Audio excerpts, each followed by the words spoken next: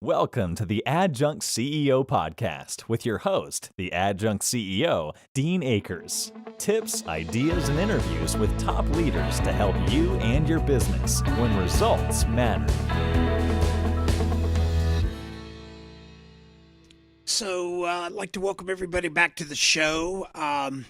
Last week was a lot of fun. I got a lot of comments, a lot of emails from folks around the world hitting me up at help@adjunctceo.com, help@adjunctceo.com.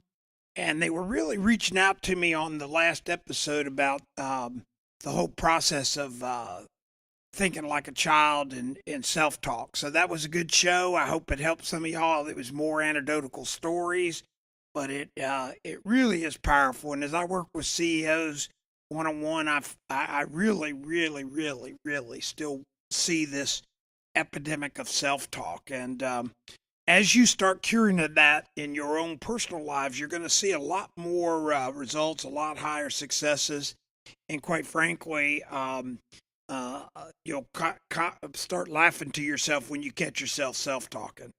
Today, I got a kind of a really interesting direction to take, and it's a direction I've taken for years. And when I've been meeting with different folks over the last several months doing my adjunct CEO work here in the Tampa Bay area, I get a lot of folks when I bring this up, I get this just blank stare like I'm crazy or something.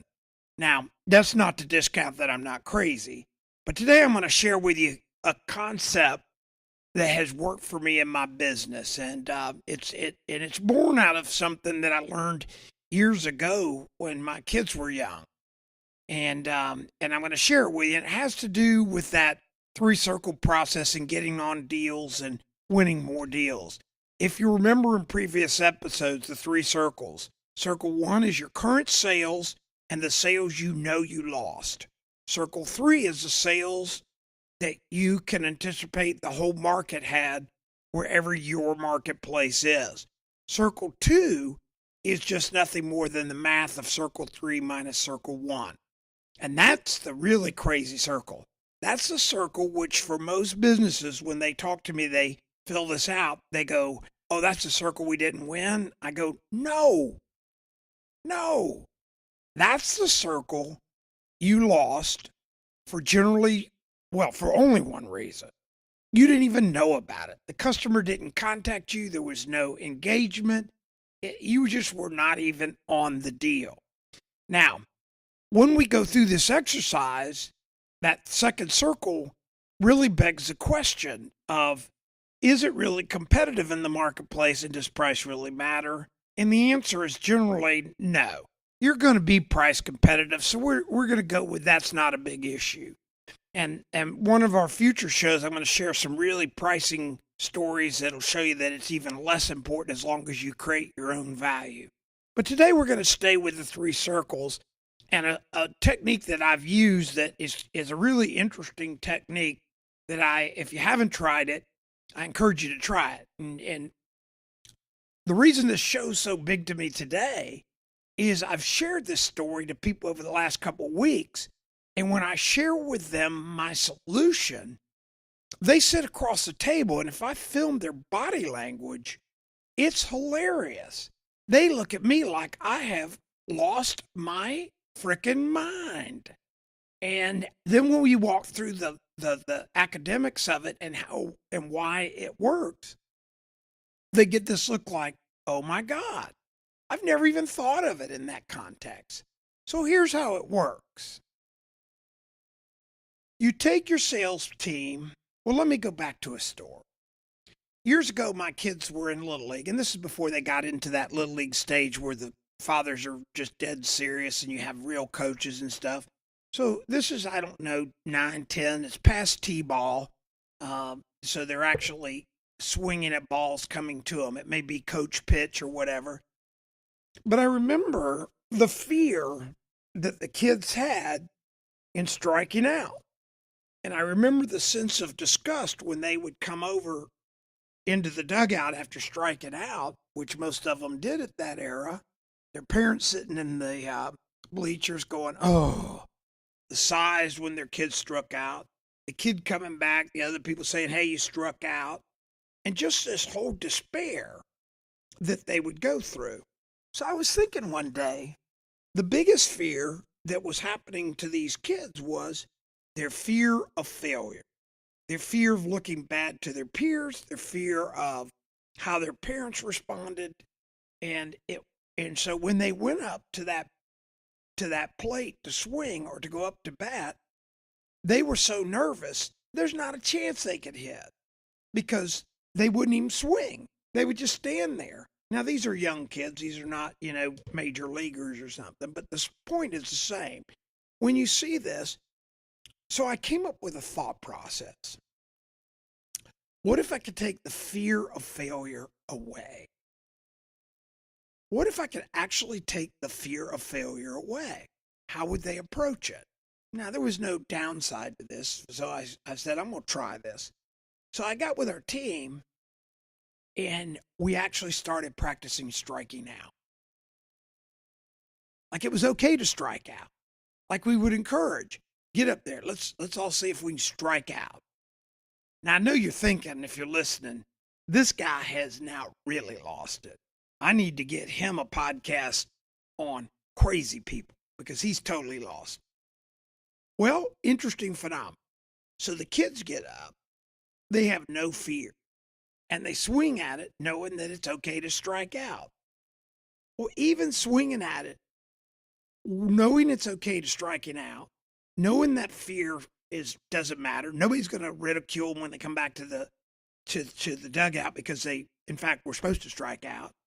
Well, guess what happened? They got up there and they would hit the ball. Now, hitting the ball was always something we wanted to do, and they knew that. But we told them, we're okay. We want you to get up there and strike out.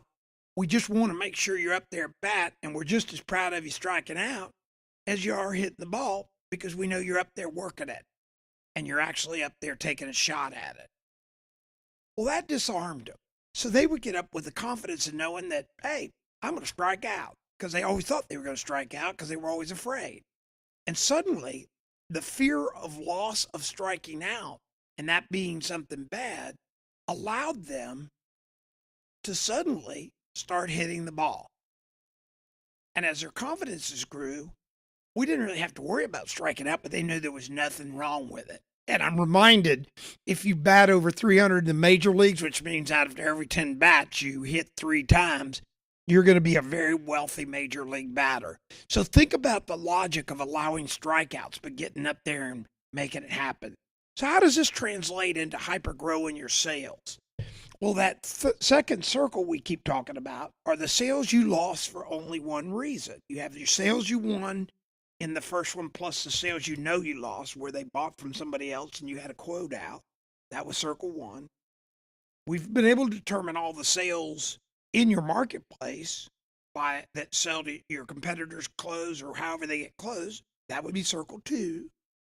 And then, circle three. And then circle two is nothing more than the math of subtracting circle one from circle three, which equals all the sales you lost for one reason. You didn't even know about it. Your customer didn't even, or the customer didn't even contact you. Or more importantly, in a business to business, your salespeople didn't even engage the customer to have a shot at. So, how does this work with the analogy of the Little League? Well, I've had several of my sales teams in the last 10 years, and I came up with kind of an interesting concept. I raised my prices. I raised my prices 25% above what they all thought the market was. And I did that, and they all looked at me and said, we'll never get a deal. And I said, with our current customers, you do whatever you want. You can sell them the same price. You can do whatever you want. I just want to make sure that that when you go out on the new deals, I want you to go out and I want you to quote prices, but get on the deal and quote prices 25% high. Oh my God, they looked at me and they go, well, we'll never get a deal. We'll look like idiots. And the price matters. And I said, well, here's the reason. I got a deal for you. every deal you lose that you're on, and you in fact lose it, and you lose it and can bring back documentation. I don't need to know the price, but I know have documentation that the customer bought from somebody else. So you get a copy of the purchase order. The prices can be blanked out. I'm going to pay you 100% commission. And now here's the interesting thing. It's a better deal for you because the prices are 25% higher and you paid on the sale. So you're going to get paid on a higher price. So it's like a double win for you. All you got to do is go get on these deals, quote them 25% higher, keep your mouth shut, and then when they say, we're using the other guy, you can go, okay, can I get a copy that you bought from them? And my company has a program for me if I can prove that. And most customers go, oh, okay, thanks for quoting. I mean, you were high and everything. So my guys, with no downside, they decide they're going to go out and they are going to prove me wrong. Just like these little kids, when I got them the confidence to get up there and say, hey, go ahead and strike out, try to strike out. They'd start swinging at the ball because they weren't afraid. And when they started swinging at the ball, they started getting hits. And when they started getting hits, we got runs. And when we got runs, we started winning. And the whole time the psychology was, get up there and I want to see you swing at it and strike out. So in sales, basically what I'm doing is I'm challenging my team to go after this second circle, which is enormous. And I promise you, when you do the math, it's going to be enormous for your company. And all I want to do is strike out. I want you to be on the deal and lose it. And I'm going to raise the prices so there's a high probability you'll lose it because it's so price driven. Oh my God, or that OMG. They go out to prove you wrong. And they go out with this higher price. And you teach them, give the price and shut up. Don't give the price and say, oh, well, we're high, or don't say I'm always the most expensive. Just confidently say our price is X, and then shut up. So my teams have gone out to prove me wrong. I mean, they've just, this guy's crazy. We're going to go out. Well, first thing you know, they give the customer goes, can you do that by Friday? I said, yes, sir. Can I get your price? It's X.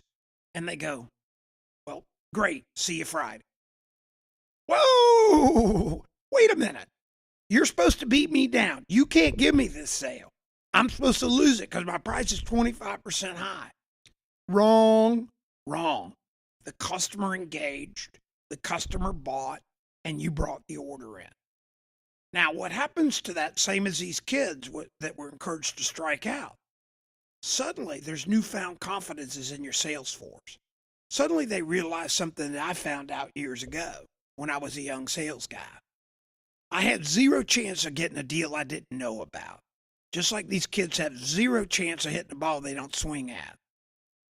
So once I got my sales teams to understand, go get on the deal. That's all I care about. I don't care if we lose them or not, but I really do care if we've got 5% market share and we're not, and that means almost 95% of the deals going down, even in a bad economy, are happening because we don't even know about them. Unacceptable. Now, if it sounds in my voice I'm crazed up about this and a little probably too passionate about it, it's because I am. I really am. I have found that the biggest successes in sales is being at the plate and swinging at the ball, being on the deal, taking your shot. When you start getting on deals, you'll find that you will close a lot of the deals because the customer has you just on it and you cared. You returned the phone call. You showed up. You were interested. You didn't spiel them. You were there to help them, and they'll value that. So my message today is take your 3 circles. Take your existing sales. Take the sales in the market. Circle 3, which is take circle 1 minus circle 3, and that's circle 2. And then get with your sales force and get them on the deals. Get them swinging at the balls versus standing there afraid to strike out. Get them over the fear of losing a deal. Just get them on the confidence of getting on the deal. Now, I hope this all helps you today. It's made huge differences in my companies. This philosophy has allowed me to take companies from 30 million to 55 million the following year to 80 something million in one company. Plus, in one company I did it in, it took us from 50 million to 80 something million to over 100 million in less than 2 years in a bad economy, in a competitive market. So I've used this philosophy time and time again. And so far, it's always worked. So get your teams, and if you're an individual listening, get yourself geared up to go get on the deals. And if you want to be mad at yourself, don't be mad at yourself for losing deals. Be mad at yourself for not even being on the deal. Be mad that you're not even swinging at the ball. So I hope this helps you. Again, most of my shows, you can reach back out. I love when I get feedback from help@adjunctceo.com, help@adjunctceo.com.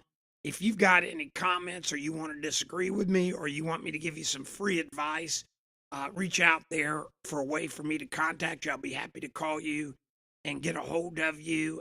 If you're international, we can do that through Skype and help you out with this. Again, help@adjunctceo.com is the best way to reach me. And I just close with this. I know this works, and I know it can help you. So go out and make it happen. Get up to the plate, and don't be afraid of striking out. Have a great week.